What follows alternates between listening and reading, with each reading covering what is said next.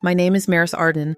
I'm 71, a retired hospitality executive and mother to one daughter, Ava. For decades, I preferred the back row, no spotlight, no speeches, just steady work. My late husband Thomas and I began with a peeling lakeside motor lodge and a ledger balanced with pencils. People saw mildew and bad carpet. Thomas saw potential. I saw guests who wanted to feel noticed. Years passed. That lodge became the first of many. The Arden Collection grew into a quiet chain of historic hotels and intimate retreats, the kind of places where couples propose festivals, screen small films, and families gather across generations. Success never needed to shout. It just needed to keep its promises. Then a message arrived that felt like a door closing in a well-lit room. "Mom, we'd prefer you not attend. It's better for the vibe." 3 weeks before Ava's wedding. 3 weeks after I had wired $40,000 to her planner as a gesture no strings, or so I believed. I reread the message until the words separated from meaning and became noise. Prefer, not attend, vibe. It wasn't a fight, it was a dismissal typed with the cool ease of someone rearranging a seating chart. My hand found the old teacup on the table, the one with a hairline crack along the handle. I've kept it for 20 years. It holds heat anyway. It hadn't happened all at once. At dinners, Ava would speak over me. Her fiancé had recently started calling me Mare, though I'd never invited the familiarity. When I mentioned bringing grandmother Eliza's sapphire earrings for the ceremony, no one answered. Lately, it seemed they valued my account more than my presence. That afternoon, the planner called. "Hi, this is Nadia, just confirming the deposit landed." The couple decided to upgrade to a live jazz set. So exciting. Her tone was bright, crisp, and perfectly impersonal. I set the teacup down. "Nadia," I said, "steady, please cancel everything." Silence, then a professional smile I could hear through the phone. "Ms. Arden, I'm afraid you're not the bride." "I'm not," I said. "I'm the owner of the estate you booked Hollowmere and of the catering company slated to serve and of the hotel where 200 guests are reserved to stay. All 3 contracts sit under Arden Holdings. You'll find my name on each signature line." The next pause was not professional, it was real. I stared at sunlight, catching the flaw in the porcelain. Some things break and still hold. Some things hold precisely because they've been through pressure. I inhaled and kept my voice even. "Send neutral terminations on company letterhead. No statements, no fuss. Paper copies only." "Understood," Nadia murmured, the brightness gone. "I'll prepare the notices." After I ended the call, I didn't cry. I opened the cedar-smelling album Thomas and I filled the year we painted guest rooms ourselves. In one photo, he's kneeling by a broken garden hose, grinning like a man who just found treasure in a leak. He used to say, "If you build with heart, the rest will follow." He never meant the money. I took out the fountain pen he gave me for our 20th anniversary, black weighty with a gold clip. Thomas signed every major agreement with it. After he died, I tucked it away like a relic. Today it felt like a tool again. The phone lit up with Ava's name, then went dark. A minute later, another call, unknown number. I let both pass. I wasn't avoiding conflict. I was choosing the form of it. There's a difference between spectacle and boundary. I traced the crack in the cup with my thumb and thought about foundations. People admire flowers. They rarely thank roots. Yet nothing stands without them. If my presence spoiled the vibe, then my absence could sponsor the truth. I dialed our counsel's direct line. June Whitmore, she answered, brisk and kind. I asked for the current packets, Hollowmere Estate, Arden Suites, and Blue Laurel Catering. "We'll proceed within the cancellation window," I said. Neutral language, no commentary. June paused. "You're certain, Maris?" "As certain as stone," I replied. When the line clicked off, the house was very quiet. The fridge hummed. Out in the garden, Rosemary brushed the window. I lifted the teacup and took one careful sip. Warmth. Even with a crack it held. That would be enough for today. The cancellation packets arrived before noon, borne by a courier in a dark jacket who looked relieved when I met him at the gate. He handed me a hard-sided envelope with Whitmore and Lee embossed in silver. I thanked him and carried the weight into the study, where the afternoon made a neat rectangle of light on Thomas's old desk. Inside 3 folders with navy spines, Hollowmere Estate, Arden Suites, Blue Laurel Catering, each clipped with a cream card that read, "Neutral termination within window." June's pen had left its calm, decisive loops along the margins, clauses noted dates, circled refund schedules, underlined a tidy map through a thicket I'd walked many times for other people, and never once for myself. I set the folders in a row and uncapped the fountain pen Thomas had given me on our 20th anniversary. The nib flashed faintly, no ceremony, only purpose. He used to say that signatures are small doors. You choose where they open. The first document was for Hollowmere, our lakeside estate with flagstone paths and windows that find the sunset without trying. June had drafted a 2-sentence notice owner exercises right to cancel without cause within contracted window. All deposits to be returned directly to the funding party. It had no anger in it. It didn't need any. I signed where June had tabbed with a pale blue flag. The second folder, Arden Suites, listed room blocks for 196 guests, plus bridal and groomsmen, suites, welcome baskets, and late checkout permissions. I initialed the room block release and the reversal of complimentary amenities. The ink dried almost instantly, leaving no smudge like the decision had been waiting to exist. The third blue laurel ran thicker tastings, per-plate breakdowns, a diagram of the dessert station with notes in a hand that wasn't mine, macaron tower, 2 French, A. June's cover page kept the language even. No perishables ordered, no fresh goods committed, termination incurs no waste. I signed the last line, dated it, and recapped the pen. 3 doors closed, 3 rooms of silence. The house noticed, or maybe I imagined it did. The hum of the refrigerator settled into a lower key. The rosemary outside brushed the window like someone who knows the right way to get your attention, soft repeated. I carried the folders to the hall table. On top of them, I placed the small porcelain teacup with its hairline crack turned toward the sun. It looked like a flaw that had learned to hold light. The phone vibrated in my pocket. Unknown. It rang twice, 3 times. I let it. A minute later, it pulsed again, this time with the name Ava. I watched the screen go from light to black like a curtain lowered in a practiced hand. Then a text slid in. Did you cancel the venue? I read it twice as if the question might change under pressure. I typed back with both thumbs, not out of hurry, but out of steadiness. No, I closed what never had my blessing. 3 dots appeared, then vanished, appeared again. Vanished. Silence took the chair beside me and stayed. The landline on the kitchen wall our old brass receiver Thomas refused to replace rang once and then again. I answered on the third, Ms. Arden. The voice carried both caution and hope. This is Nadia. The planner's brightness had dimmed. The register had dropped half an octave. Yes, Nadia. I received 3 notices from Whitmore and Lee. I'm confirming they're authentic. They are. A paper rustle, a tiny breath. I don't know the backstory here, and it's not my place to ask, but I've never encountered a full clean cancellation like this. No late fees, no public statements, no... She stopped herself. I'll process it. Thank you. I should also tell you, she added a shade softer, there are sponsors attached to ancillary events. I'll notify them we're disengaging. They may reach out. They can, though. They won't find more to discuss. The line was quiet for a beat. Understood. For what it's worth, Nadia said, when someone pays, they're usually invited. It sounded like an apology she wasn't allowed to give. We ended the call. I put water on for tea and watched the coil glow red, the way grief sometimes does when it hasn't decided whether it wants to burn or warm. The fountain pen lay where I'd left it, a small length of black certainty. When the kettle clicked, my cell phone lit again. New message, Liam Rowe. My future son-in-law had never texted me directly. He preferred group chats or logistics emails in which I was CC'd like a polite rumor. His message surprised me with its plainness. Can we talk? I made the tea before answering. Text is fine. He wrote back within a minute, like a man on a landing he hadn't meant to reach. We heard from the planner. Is this a misunderstanding? No. Ava says you're upset. I'm not upset, Liam. I'm precise. There was a longer gap after that. When his bubbles returned, they came slowly. If this is about the text, it wasn't meant the way it sounded. There's a lot of pressure from my family about optics. We thought fewer variables would help. Variables. I took a sip. The tea was almost too hot to drink. I let the heat ride the back of my throat before replying. I'm not a variable. I'm the foundation.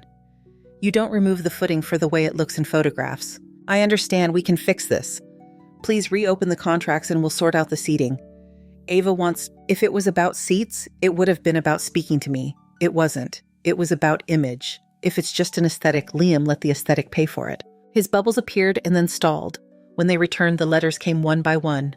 I'll call you tonight. You can try. I set the phone face down and curled my fingers around the teacup.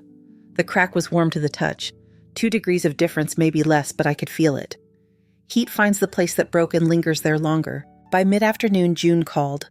Her voice carries authority the way some people carry perfume, subtle noticed after the fact. All 3 notices have been countersigned, she said. Hollowmere's general manager will hold dates for in-house programming. We'll keep the rooms dark this time. We have staff who need weekends back. Good, I said. Send the catering team home early. I made a copy of your messages with the planner, and I've saved your text exchange with Mr. Rowe to the file. Do you want to anticipate press? No. A brief smile in her voice. Then we won't. I hesitated. June, I said, while you're in the contracts, pull the Arden Suites guest list for the first venue hold. I'd like to see who added their names after the deposit cleared. I'll have it couriered. We paused together, two women who have learned the cost of explaining what doesn't need explanation. I'm proud of you, June said finally. Not for canceling, for not performing. Thank you, I said. Bring me the paper trail. No attachments, no clouds. When we hung up, the house slipped back into its smaller noises pipe, settling a plane moving somewhere I didn't need to be. I rinsed the cup and set it upside down on the drying rack. A thin line of water ran along the crack and formed a bead at the end like a held word. I walked through rooms that still knew our steps, the hallway with a slightly warped plank Thomas always meant to sand. The guest room where Ava had once pinned dance ribbons along the window frame. The back door with its stubborn lock. On the porch, the rosemary had thrown up small blue flowers overnight. They looked like scraps of sky. A car slowed near the curb, the door shut softly. I recognized the dignity of professional shoes on flagstone. When I opened the front door, June stood there in a slate coat, a leather portfolio tucked under one arm. I was nearby, she said. We both pretended that was true. In the kitchen, I poured tea into 2 cups, the uncracked pair from a set I bring out for other people's steadiness.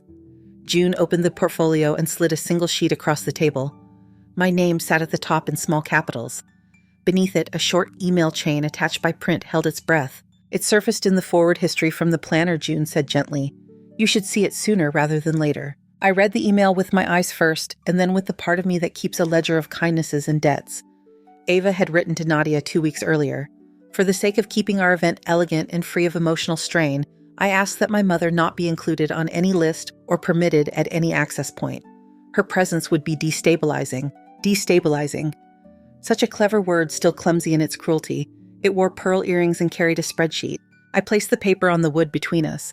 The grain ran straight, a small mercy. No response required, I said. I know, June answered. She took out a second sheet. You also asked for the initial guest block. She slid me the list. Names, titles, affiliations, people who mattered to someone else. Row appeared in 6 places, followed by initials like trophies. I saw a line that made me almost smile. Arden Suites Housekeeping Reserve 6. Our general manager had held space for the cleaners to watch the ceremony from the mezzanine if they wished. He hadn't asked permission. He has always understood what a house is. June folded the portfolio closed but didn't rise. How are you, Maris? She asked, the way a person asks when they actually want the truth. Brighter around the edges, I said, hollow in the middle. It will even out. She nodded. You know, she added, Thomas used to tell me in negotiations, a pause is often your strongest argument. Everyone rushes to fill it and tells you who they really are. Silence as discovery, I said. He was right. I'll leave you to your day, June said. At the door, she glanced back toward the hall table where the 3 folders sat like stacked stones and the cracked cup held sunlight. That cup, she said, has done more work than most speeches. Me too, I said. After she left, I stood by the front window and watched the street reset to ordinary. A dog trotted past with a tennis ball. 2 teenagers compared playlists out loud because privacy has a different shape now. Somewhere, a delivery truck found the wrong driveway and reversed with embarrassed beeping. The afternoon tipped toward gold. I called Hollowmere and asked the head groundskeeper to leave the ballroom dark and the gardens open for staff and neighbors through the weekend. People will walk better here if the pathways are free, I said. Put out the bench cushions. Open the gate to the lower meadow. No photos on the house account. Just let them be. He said he would. He always does. At 4, my phone pulsed again. Liam. I'm downstairs. I hadn't invited him, but I understood why he'd come. A conversation in person demands both hands. I opened the door before he could knock. He stood on the stoop in a shirt that had never met a wrinkle and eyes that now had. He looked like a man who'd realized the difference between a plan and a life. Maris, he said, uncertain whether he could use my first name. Thank you. For what? For not making this bigger. I stepped aside and led him into the hall.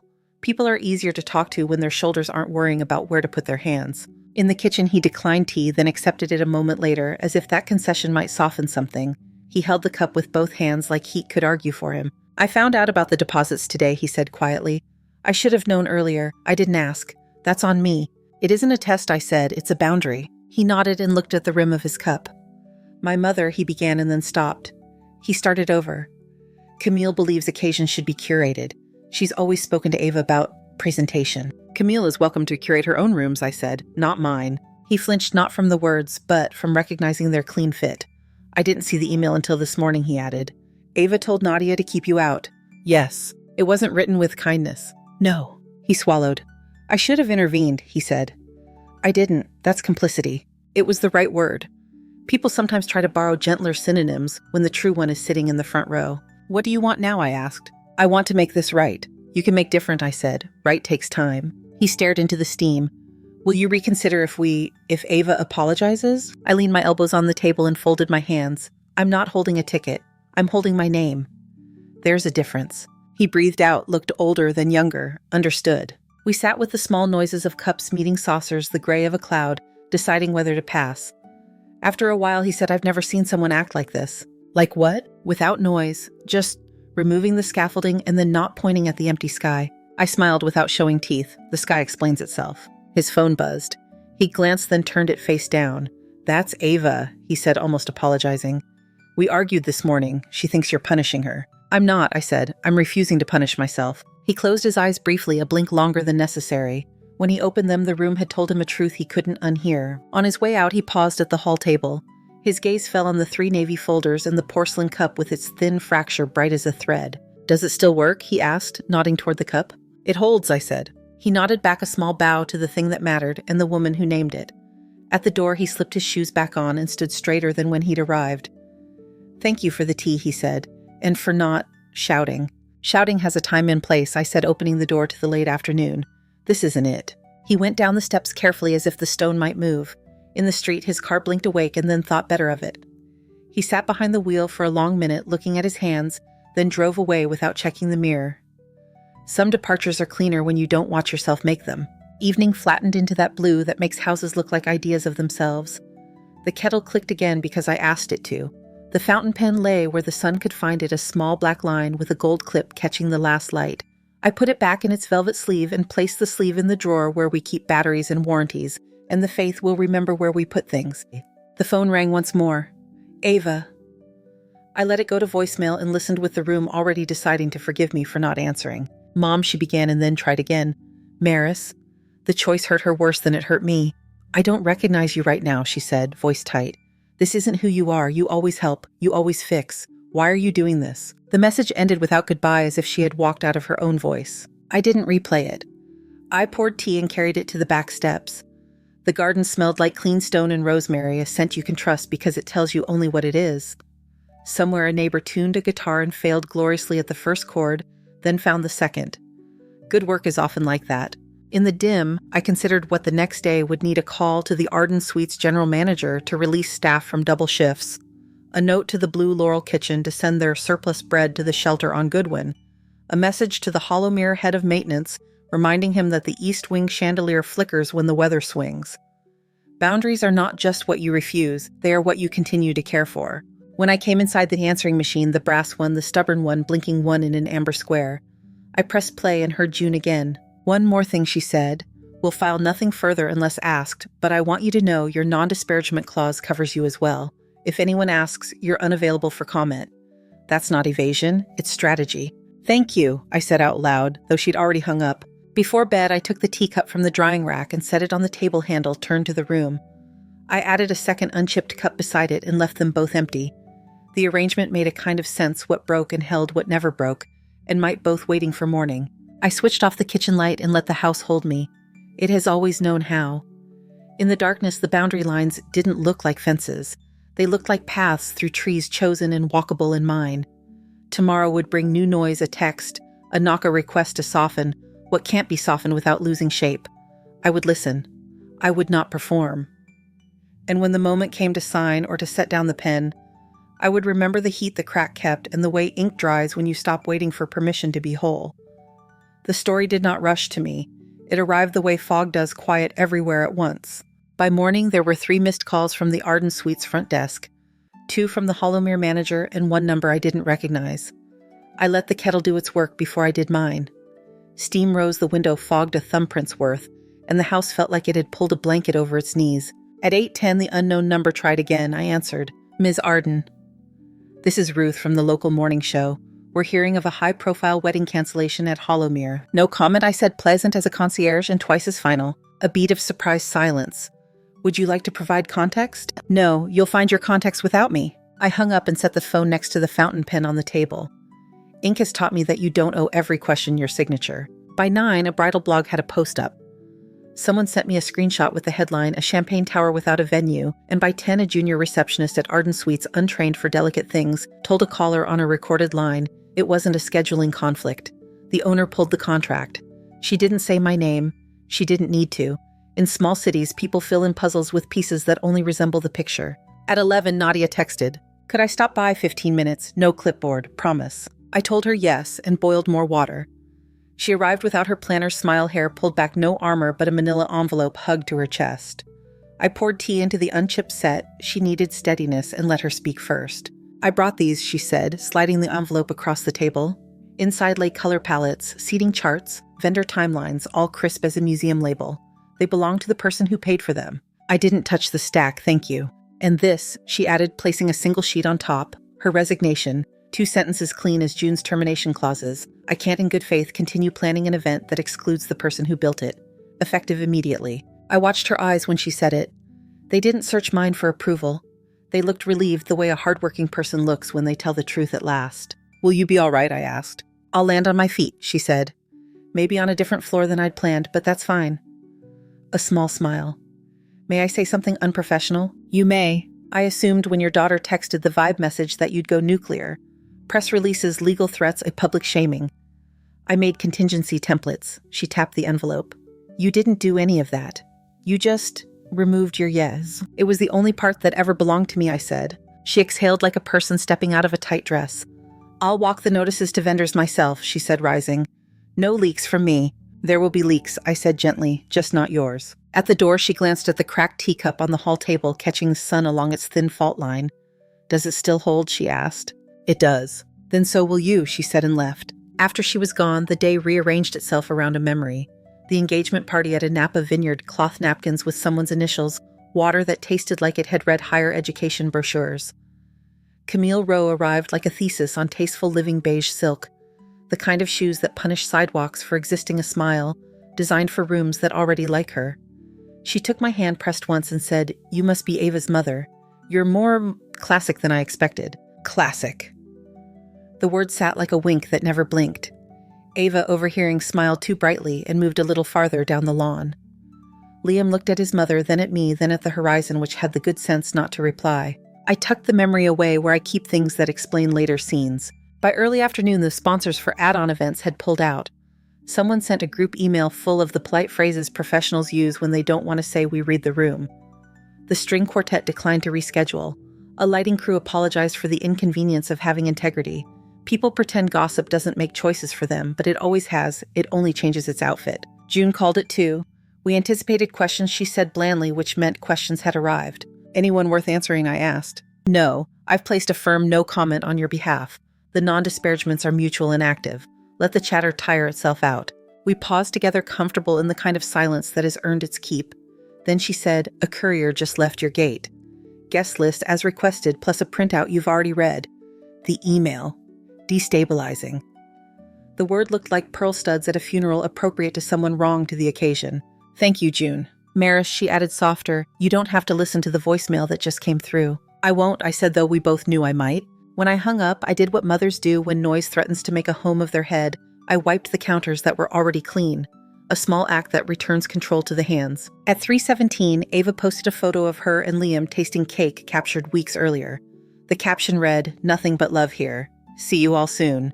By 3:20, the comments shifted from heart emojis to knives, with no one admits it's a rental energy. "Didn't you just cancel Hollowmere? Did your mom pay those deposits? If it's just a vibe, let the vibe pay for it." That last line arrived in someone else's mouth and didn't need to ask permission to stay. At 4, the Arden Suites general manager Mara called my landline. "I thought you'd want to know," she said. Liam rang the desk to confirm invoices. We told him the truth because that's what we do when people ask direct questions. He was quiet for a long time. Then he said thank you. "What else?" He asked who approved catering. We said Arden Holdings signed in ink. "Good," I said. "How are the staff?" "Relieved, if I'm honest." They were bracing for triple overtime. "Put the saved labor in their pockets," I said. "Not the P&L, and open the mezzanine for anyone who wants to sit where the quartet would have been. Humans drink better from rooms that have music in them, even imagined." She laughed softly. "Understood." At 5, someone knocked and then didn't wait, a timid kind of insistence. I opened the door to find Liam on the top step in a suit that had lived another man's day. He held an envelope in both hands like a truce. "I have 10 minutes, he said, "or I have as long as you'll let me stand here. Either works." "Come in," I said. We sat in the kitchen the way people do when they've come to tell the truth or to learn they can't. He didn't touch the tea I offered. Some men hold their penance like hot china and refuse to be burned. I listened to the reception desk call he began. I heard my voice when I said, "Who authorized?" It wasn't a good voice. Most of us don't like our voices on recordings, I said. I didn't like the person speaking, he corrected. I didn't ask questions when the answers would have saved us. I asked them after they would only save me. I watched him choose each word. The right ones are heavier and more useful. She showed me the email, he said. Ava did, the one to the planner. Destabilizing, I offered. His mouth twitched toward a grim smile. Yes, I asked her where she learned that word. She said your mother. He stared at the table as if it could volunteer to be a better surface. I asked myself why I didn't notice sooner.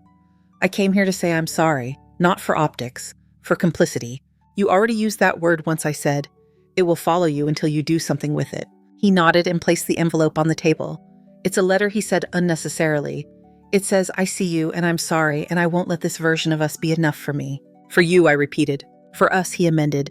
It wasn't quick and I respected the delay. You'll need to tell Ava the same, I said. I will, he said. I don't know if she'll hear me. People rarely hear apologies that arrive before consequences. Timing helps. He stood. I don't expect you to change your mind, he said, eyes level. I came to change mine. Then you did the only useful thing, I said.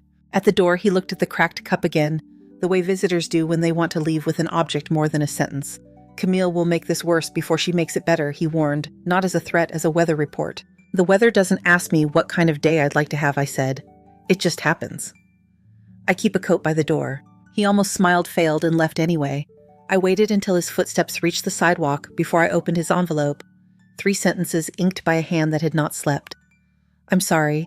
I was a son before I was a partner, and I chose the easier loyalty. I will not do that again. I placed the letter in the kitchen drawer next to Ava's printed email, 2 truths that could live side by side without agreeing. Evening arrived with the certainty of streetlights and the stubbornness of unanswered voicemails. I poured tea and carried it to the back steps. The rosemary brushed my ankles, small blue blooms standing like punctuation marks on a sentence that no longer needed revision. I thought of the vineyard again. Camille's voice folded into all that beige. You're more classic than I expected.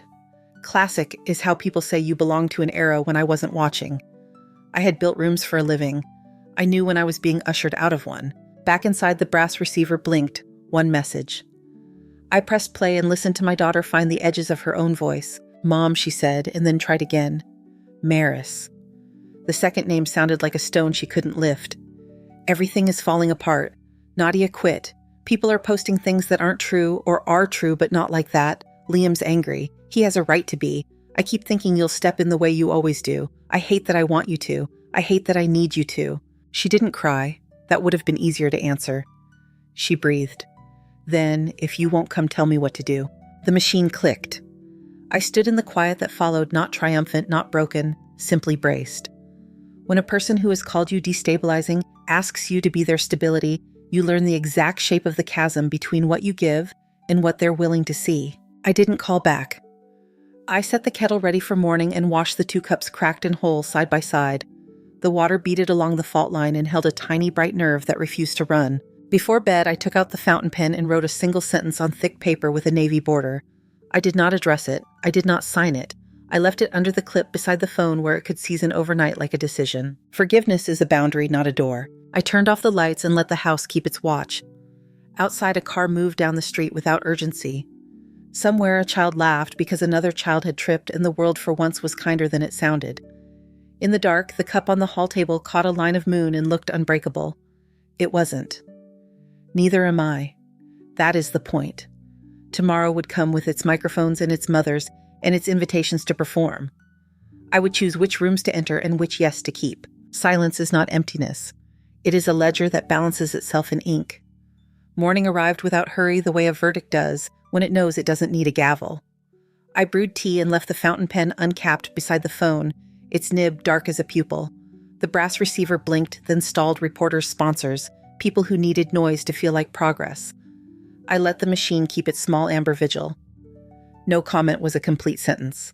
By noon, Hollowmere had gone quiet as a chapel between hymns, paths open to neighbors, ballroom lights off.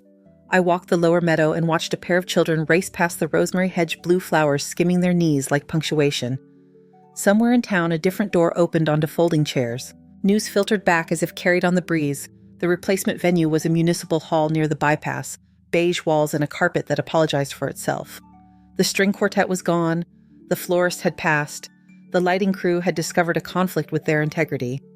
A borrowed speaker coughed static between announcements. Only a third of the guests made it.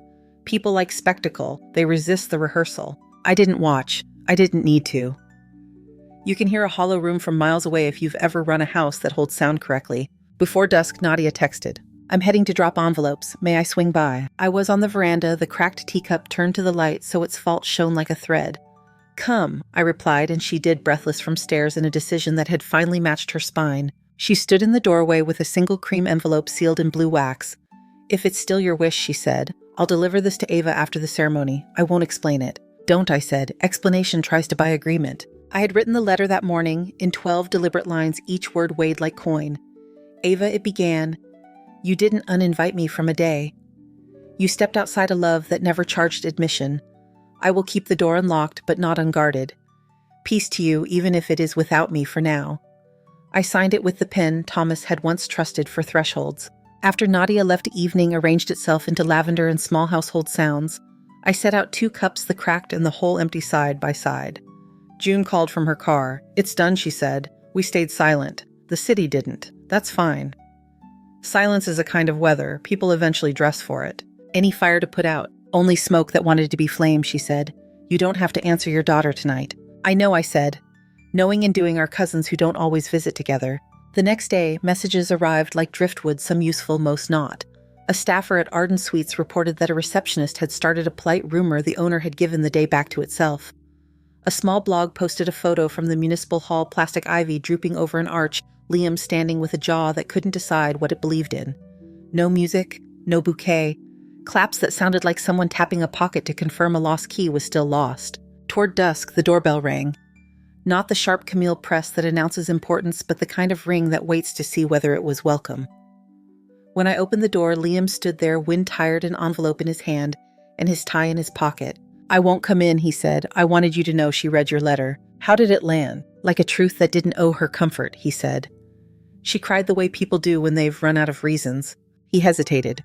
"There's a sentence you wrote about keeping the door unlocked but not unguarded." "Yes." "She keeps trying the handle," he said, looking past me into the quiet house. "I don't think she understands there's a difference between knocking and walking in. One is request," I said. "The other is assumption." He nodded, a man filing a definition under a drawer labeled stay. "Give her time," I added, "not leverage." He left with the carefulness of someone who had stopped believing grace was a rumor. When I closed the door, the house returned to its steady tasks, pipes settling the refrigerator, making it small, honest work. I slept without dreams I could remember. Spring became summer, the gossip exhausted itself. Hollowmere held picnics in the lower meadow. Arden Suites piloted a schedule that put weekends back in the pockets of the people who cleaned other people's joy.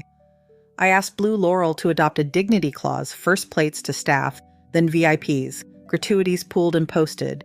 No one invisible at a celebration that used their hands. In September, we dedicated a quiet room off the west veranda, a salon with light that arrived like a blessing and chairs that forgave spines. On the plaque, June kept my sentence exactly as I'd written it for the program, built with heart. Stewarded with courage. Open to anyone who needs a beginning. We named it the Thomas Room. I poured tea and let the steam look like a prayer without asking it to be one. Winter taught me patience. January taught me repetition. I wrote one line in my ledger each morning. Choose peace again. Some days the ink looked like consent. Some days it looked like muscle. Both were true. The postcard came in late spring. No return address. A washed horizon. On the back, 6 words in a hand, I'd bandaged a dozen scraped knees for... Her name is Marin. Thought you should know. Under the message, a small photo square held a child wrapped in a knitted blanket the color of a sky that hasn't decided what to be yet. Sea gray eyes. Thomas's mischief, hiding like a joke that will reveal itself when the room is kind. I stood at the mailbox longer than a person needs to stand at a mailbox. The rosemary carried its blue punctuation to the path. The air smelled like stone after rain. Inside, I set the postcard on the table beside the fountain pen and the cracked cup. I did not cry. I did not stop myself from almost crying. I boiled water, poured it, and watched steam braid itself toward the place where the letter to the world this baby had been addressed without asking me for a stamp. I wrote one line on a cream card with a navy border. Thank you for telling me her name. I did not add an address. The sentence knew where it would live. That afternoon, June came by with strawberries and 2 folders tied in thin blue ribbon, launch schedule plaque proofs for our next scholarship intake. We sat on the veranda. The fountain kept time like a modest metronome. I showed her the postcard. She has his gaze, June said, the look that listens. We did not speak for a while. The garden did the speaking, olive leaves trading light, a bee making the case for staying. I set a smaller cup with a blue rim beside my own. Empty. Waiting without pressure. A place kept open is not a plea. It is a practice. As the sun edged the table in gold, I aligned 3 frames along the bench, Thomas in his straw hat grinning at a leak, me on reopening day, hands inked but steady, Marin a small lighthouse wrapped in wool. The light touched all 3 in a narrow band, as if it had its own idea about lineage. I palmed the warm wood and spoke a promise I could keep. I'll choose peace again tomorrow. I'll keep the door on its latch. I'll stand guard at love like a room worth entering. Then I gathered the folders and went inside to meet the staff for the afternoon tasting. Behind me, the garden kept our places. The cups cracked and whole held their space like good sentences. And the house, which has always known how to hold, kept doing what houses do when people finally let them, it stayed. Thank you so much for listening to today's story. If this story resonated with you or made you reflect, I'd love to hear your thoughts, so feel free to share them in the comments below. And don't forget to like, subscribe, and hit the notification bell so you won't miss the next story. I'll see you next time as we continue exploring more journeys and lessons together.